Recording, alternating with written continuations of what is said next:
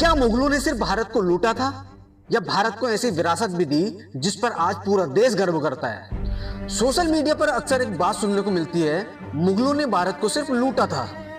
लेकिन क्या इतिहास इतना आसान है कि उसे सिर्फ एक लाइन में समझा दिया जाए?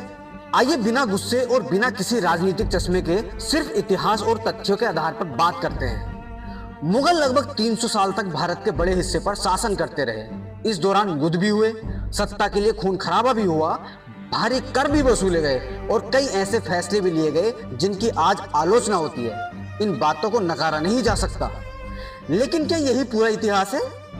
अगर ऐसा होता तो आज भारत की पहचान बनने वाले ताजमहल, लाल किला, जामा मस्जिद, फतेहपुर सीकरी, शालीमार बाग, कई अन्य ऐतिहासिक इमारतें कहां से आती?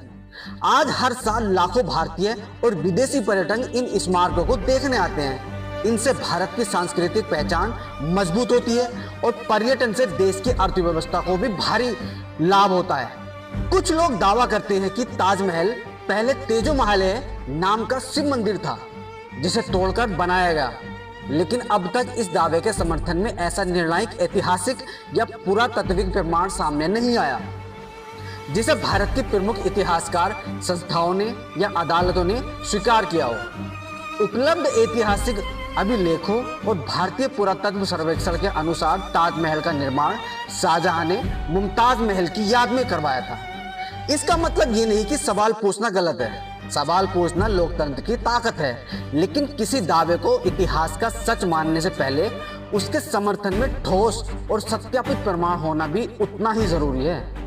इतिहास में किसी भी साम्राज्य को केवल अच्छा या केवल बुरा कह देना सही नहीं है। मुगल शासन में उपलब्धियां भी थी और विवाद भी।